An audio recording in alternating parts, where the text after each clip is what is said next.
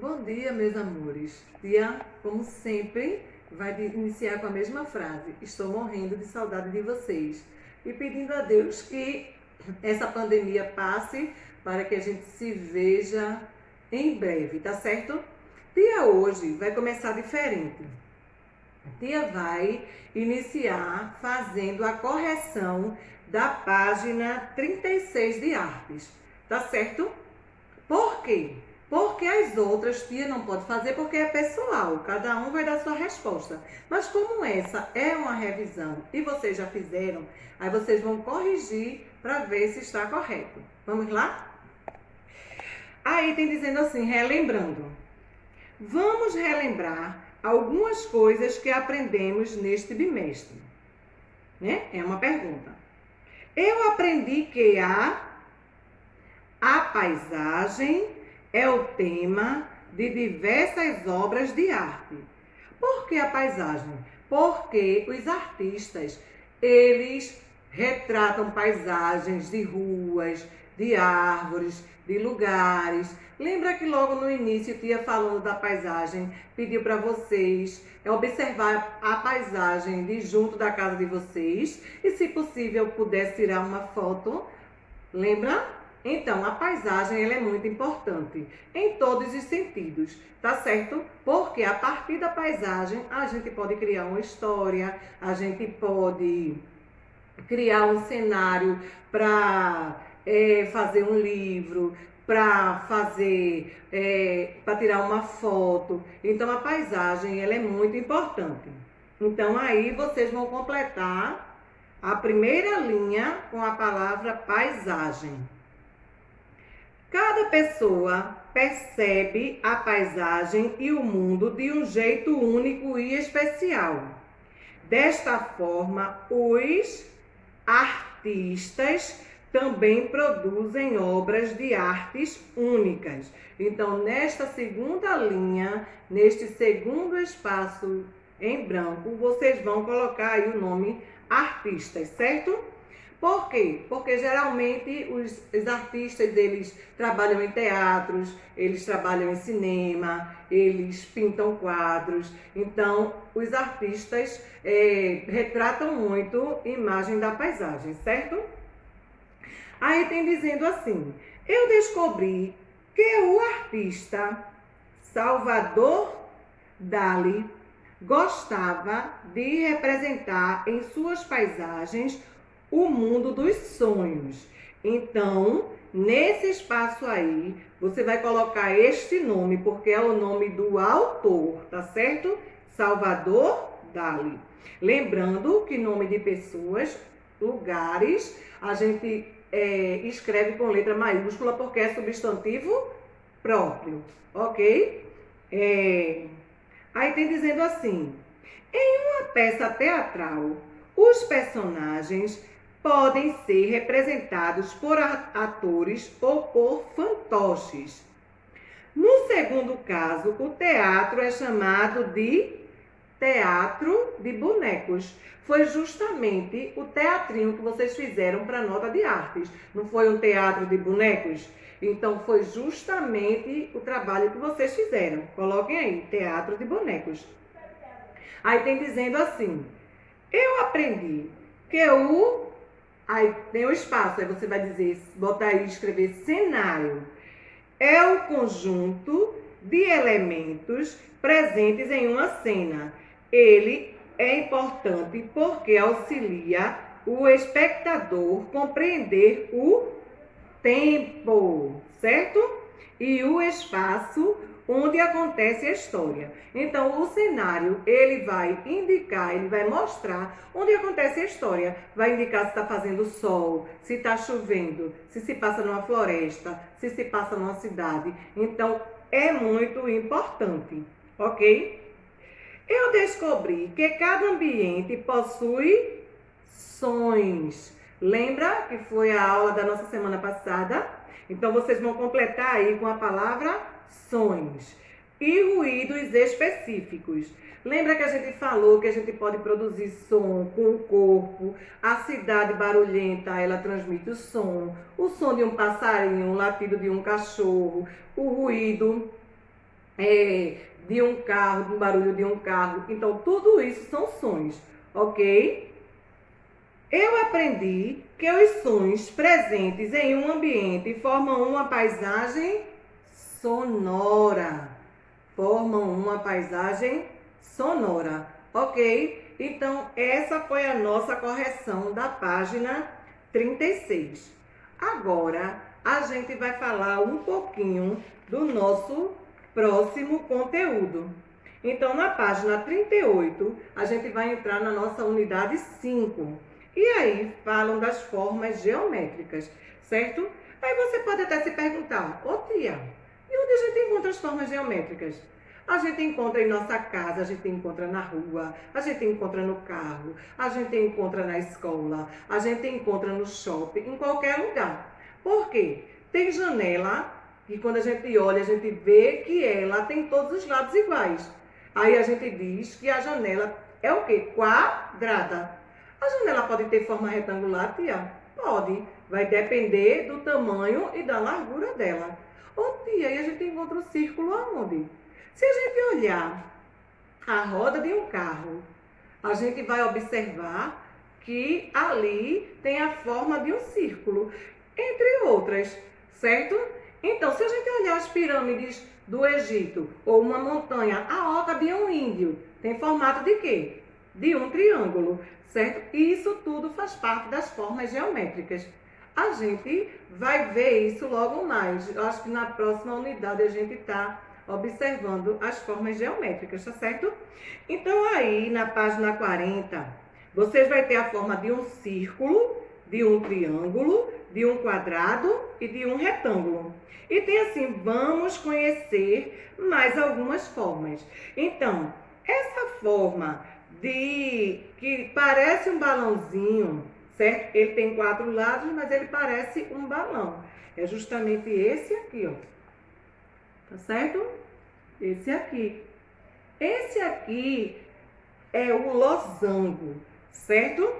O outro que está do lado é um trapézio. Ó, ele tem 4 lados também, tá vendo? Só que os 4 lados dele não são iguais. As formas, a forma do quadrado dele não é uma forma certinha, como um quadrado, tá certo? Na página 41, vem dizendo assim: formas, imaginação e artes. As artes geométricas, as formas geométricas podem servir como fonte de inspiração e pesquisa para muitos artistas. Os artistas brasileiros, o artista brasileiro Raimundo Colares, por exemplo, explorava as formas geométricas por meio de cores fortes e recortes e dobraduras. A obra Gibi foi toda feita com recortes de papéis coloridos. Nela, o artista utilizou triângulos de diferentes tamanhos e cores. Quando colocados juntos na obra, os triângulos formam quadrados coloridos, como os quadrinhos dos gibis. Aí tem a imagem bem bonitinha para vocês no livro, certo? Aí tem mais embaixo, o artista holandês Piet Mondrian também utilizava muito as formas geométricas em suas composições. Como pode ser visto na obra, aí tem o nome da obra que é em inglês, para escapar da guerra, Mondrian se mudou para os Estados Unidos nos anos de 1940 e ficou encantado com as luzes e a música da cidade de Nova York, especialmente a dança conhecida como Boogie Woogie, alguma coisa assim. Quem é inglês, tia não sabe muito ler inglês, tá certo? Mas tia vai perguntar bem direitinho ao professor de inglês para dizer a vocês. Nessa tela, o artista utilizou principalmente quadrados e retângulos nas cores primárias para criar sua obra. Quais são as cores primárias? É o vermelho, é o amarelo e o azul, tá certo? São as cores primárias, porque quando a gente mistura essas cores, dão outras cores. Aí, tem dizendo assim, ó. Como espectadores, nós podemos interpretá-la de diversas maneiras usando a imaginação. Ela pode ser, ao mesmo tempo, o mapa de uma cidade, uma placa de computador e uma mensagem secreta. O que você enxerga na pintura de Mondrian? Converse com os colegas e o professor. A gente não vai ter como fazer isso, mas você vai conversar com o papai e com a mamãe e ver o que ele imagina dessas duas obras, certo? Aqui, essa aqui e essa aqui, que está no livro de vocês e que vocês podem acompanhar. Aí embaixo tem um prazer em conhecê-lo. O Tangram é um jogo de quebra-cabeça de origem chinesa, formado por 7 peças geométricas de diferentes formatos e tamanhos. O objetivo do jogo é construir o máximo de números de formas, animais ou objetos, utilizando peças disponíveis. Do mesmo modo que a arte, o Tangram nos possibilita exercitar a criatividade e a lógica. Tá certo? Do outro lado, a gente vai ver bem direitinho o que é o Tangram. Aí tem dizendo assim, fazendo arte. Vamos experimentar criar uma obra de arte, uma obra com formas geométricas? Aprecie novamente a obra Gibi, de Raimundo Colares, e separe folhas de cores variadas, tesoura e cola bastão. Comece trabalhando com as formas estudadas nesta unidade, experimentando diferentes tipos de recorte e dobra. Você pode misturar vários tipos de papel, como papelão, folhas de revista, entre outros, para tornar sua produção ainda mais criativa. Invente um trabalho com seus recortes e dobraduras e compartilhe com os colegas. Então, vocês vão tentar fazer esse trabalho em casa, certo? Vai tirar uma foto e vai mandar para a tia. Aí tem dizendo assim, ó, arte em casa. Já imaginou quantas formas podemos criar utilizando apenas as formas geométricas? O Tangram é uma delas. Ele é um jogo composto de 7 peças geométricas que possibilitam formar a imagem de diversos animais e objetos de maneira bem divertida, usando a criatividade, a lógica e a experimentação. Vamos experimentar? Use a figura colorida abaixo como molde para as peças do seu Tangram. Coloque uma folha de papel sulfite sobre ela e trace as formas geométricas com um lápis e em seguida recorte com cuidado. Você pode pintá-las para que o seu jogo fique bem colorido. Com as peças prontas, tente encaixá-la nas figuras sem que nenhuma peça sobre e divirta-se. Ó, vocês vão tentar fazer essa pecinha aqui, essas aqui, ó, tá certo? Com papel sulfite. Se não tiver papel sulfite, peguem papel de jornal, papel colorido, revista, o que tiver, tentem recortar e fazer. Lembrando que o Tangram ele vai ter que ter 7 peças. E vocês, com essas 7 peças, vai ter que colorir as imagens que estão aqui. Tá certo? Tia confia em vocês e tia sabe da capacidade de vocês. Tia quer coisas bem bonitas.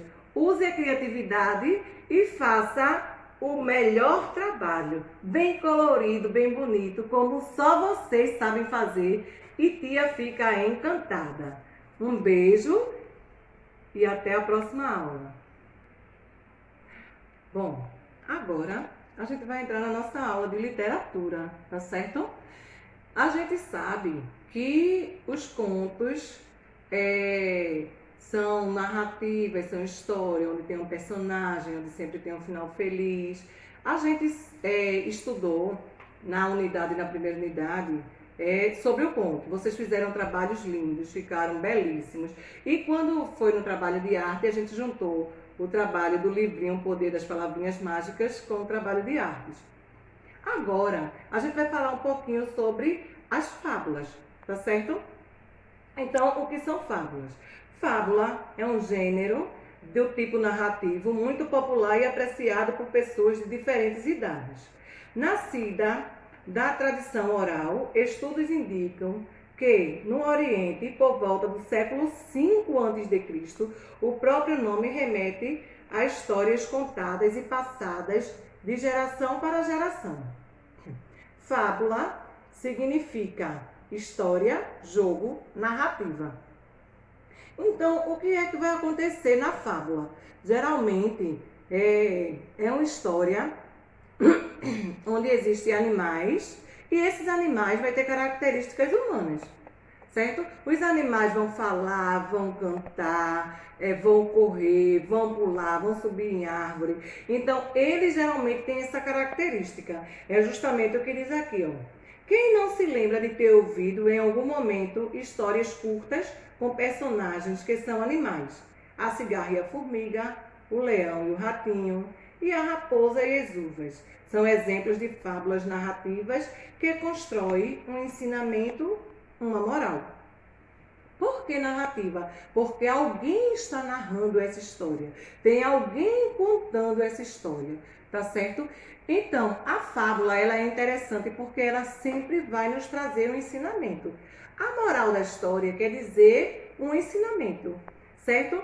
Então, é algo bom porque nos traz uma lição de vida, onde é uma história e a gente vai passar a aprender, né, sobre aquela história, mas também é algo que a gente pode levar para a vida, certo? Tia vai contar uma historinha aqui curtinha para vocês, uma fábula bem legal. Aí tem dizendo assim, ó, o leão e o ratinho. Um leão, cansado de tanto caçar, dormia espichado debaixo da sombra boa de uma árvore. Vieram uns ratinhos passear em cima dele e ele acordou.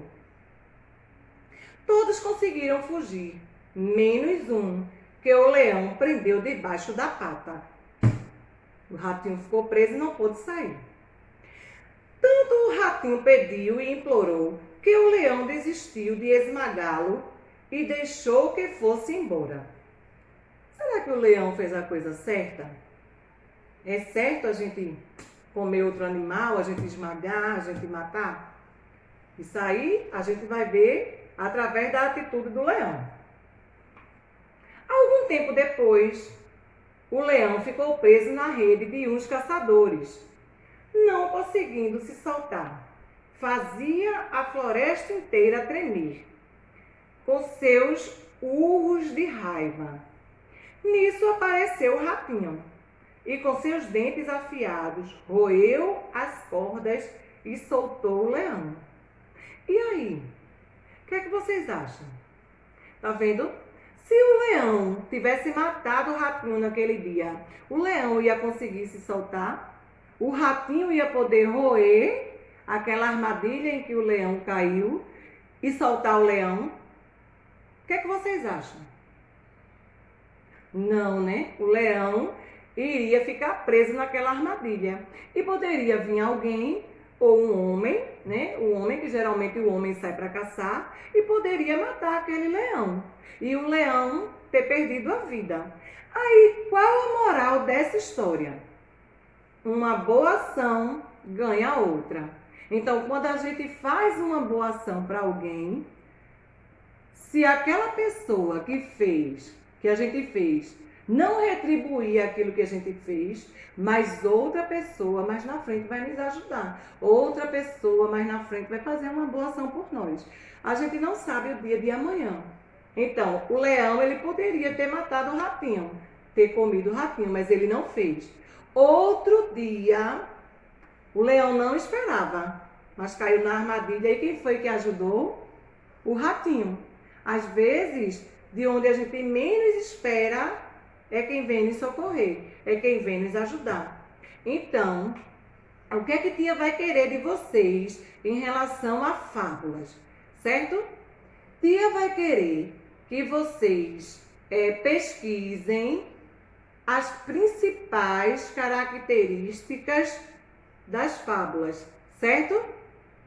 Tia já disse aqui algumas. Tia não quer que escreva texto, não. Tia só quer que dê, assim, pelo menos 2 ou 3 características. Vocês vão dizer, ó, a fábula tem como principal característica essa e essa, certo? É só isso que tia vai querer. E tia vai botar a foto da agenda de vocês no quadro para vocês verem, tá certo? Uma boa aula, um bom final de semana. Tia tá morrendo de saudade. Um beijão para vocês e até a próxima.